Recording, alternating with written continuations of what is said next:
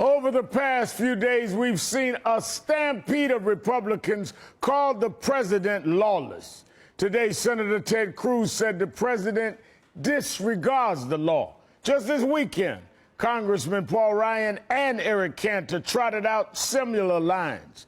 It's all variations of what we've seen from the right time and again. Calls for impeachment, conspiracies that the president was born in Kenya, loose talk of him being a dictator. And instead of putting an end to this toxic talk, some on the right seem to revel in it. The latest example comes from an event involving GOP Congressman Jim Bridenstine. The video was posted on conservative website WorldNet Daily, and they say it's likely it was recorded in the past few months. Take a listen. Obama, he's not president as far as I'm concerned. He should be executed. He's an enemy combatant, really. But the Muslims that he is shipping into our country through pilots in commercial jets, what's this? I can't tell you, I can't say, because we're in a public place. This guy is a criminal. Nobody stopped him. And the other thing is, too, you know, with Congress doing nothing, that legally allows this moron to make decisions. He has no authority, none. And he's just, and we just say, oh yeah, we should do this, we should do that, and he shouldn't do it. But nobody's doing anything that's accomplishing anything. Look, everybody knows the lawlessness of this president. He picks and chooses which laws he's going to enforce or not enforce. He does it by decree. The congressman is told the president should be executed, and he says nothing. Our president is called an enemy combatant, and the congressman doesn't even condemn it. No, he doesn't. He simply uses this as an opportunity to call President Obama lawless. And then this happens. I have time for one more question. Yes, ma'am. The only way I see out of this is to overwhelmingly change the Senate. Thank you. So that we then can impeach the SOB.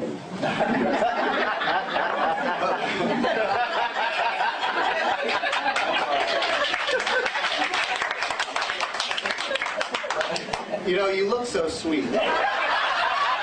Laughter when the president is described that way. Whatever happened to reasonable disagreement? What happened to leadership in Washington? What happened to simple decency? We've emailed the congressman's office for a statement. As of yet, we've gotten no response. Joining me now are Michelle Cottle and Goldie Taylor. Thank you both for coming on the show tonight. Thanks, Reverend. Thank you, Reverend. Goldie, how can an elected member of Congress hear vicious rhetoric like this and simply let it go? He can do it if he has a very, very conservative base with his party, with his county GOP. He can do it if he has a very conservative red district. He can do it if his national party, people like Reince Priebus, you know, fail to call him out on a daily basis. I mean, he can get away with this kind of thing. The fact of the matter is the people who are uttering words of impeachment are people who don't understand the standard of law that it takes to bring an impeachment, articles of impeachment. They don't understand the process that it takes to work its way through the House and through the Senate. What they really don't understand is what an impeachment process really does to this country. It shuts down everything. It shuts down the talk about jobs. It shuts down talk about growing this economy. But before they can shut it down, you know, they have to have something to try an impeachment on. There's not even that is the, a charge here. That is the legal basis. And they're not even, Michelle, acting like there's a charge. They're just calling him lawless without ever saying breaking what law. If the lawlessness is reflected by his saying he's going to use an executive order, he is the least one to use it. He's used it least of any president in the last 6 or 7 presidents. So that can't be serious, Michelle. It's not so much serious as just the way the game is now played. Everybody likes a strong president while their team is in power, and then when the other team's in power, they're just outraged and scandalized by how he's abusing the Constitution. But especially with this president, there's a big section of the Republican base that just views him as illegitimate, and they don't care how they get him out of office or how they negate his presidency. They just can't quite believe they've been saddled with someone whose legitimacy they just refuse to acknowledge. You know, Goldie, this wasn't the first time the GOP lawmakers have failed to condemn this kind of language that we heard in that room with this congressman. Take a listen to town hall last summer. What I need from you is to know what you can do, you and your fellow non-communist colleagues in the lower house, what you can do to stop these communist tyrannical executive orders laid down by this foreign-born, American-hating communist despot. What can you do for me? We need to know. So, thank you for your question. He said it loud enough that you all heard it. So, I mean, we can disagree without being disagreeable. We can go through our differences without being ugly. And this is the kind of stuff, I mean, you're always going to have friends. You're always going to have people that will say extreme things. Sure. But whatever happened to leadership, Goldie? Whatever happened to people saying, wait a minute, maybe when I was younger and more strident, I would say irresponsible things, but I'm not going to tolerate the president or anyone being characterized or in some ways threatened. Let's deal with the issues and the policy. What happened to that kind of leadership? Well, that kind of leadership seems not to exist today, at least on this issue.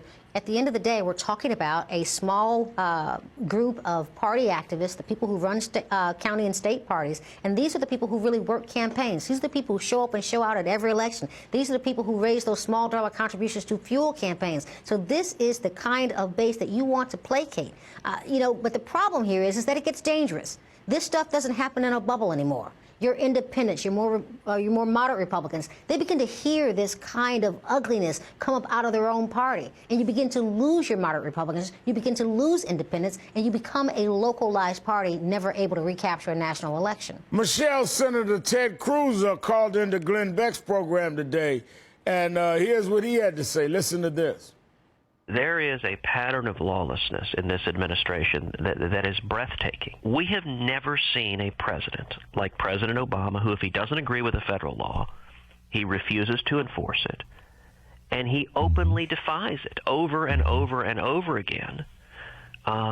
He simply disregards the law, and that ought to concern everybody. Unchecked power in the presidency, an imperial presidency, is fundamentally inconsistent with individual liberty.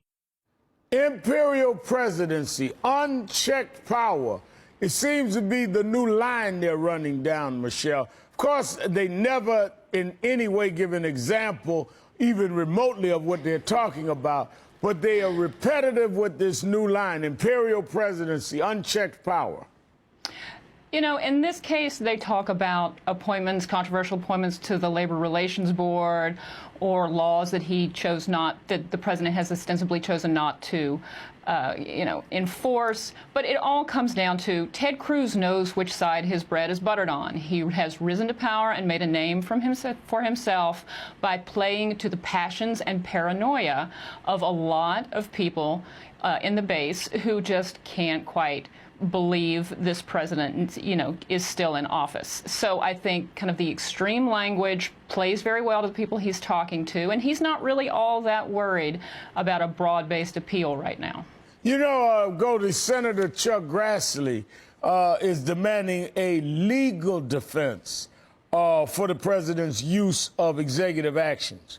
Now, during his time in Capitol Hill, he's seen 7 different presidents govern, all of whom have used the executive orders. What difference is it about President Obama?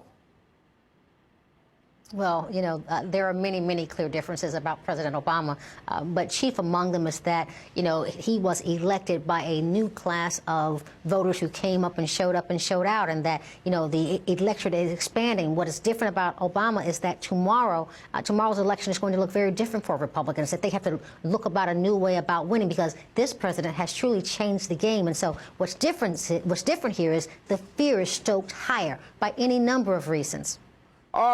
In your view, Michelle, are they playing to the crowd? I'm talking about some of the far-right leadership. Are they playing to the crowd, or are they really people that came out of the crowd and believe this? Well, I think it's split. Ted Cruz is a really smart guy, but he is also extremely conservative, and he has to walk that fine line. But yes, he is playing to some of the most kind of conspiracy theory-minded folks in the party. Well, I'm going to have to leave it there, and if we hear from Congressman Brattonson's office, we will let you know. Michelle Cottle and Goldie Taylor, thanks for your time this evening. Thanks for having me. Ahead, the GOP has a new plan to win elections, and how's this for transparency? It involves a fake website. Stay with us.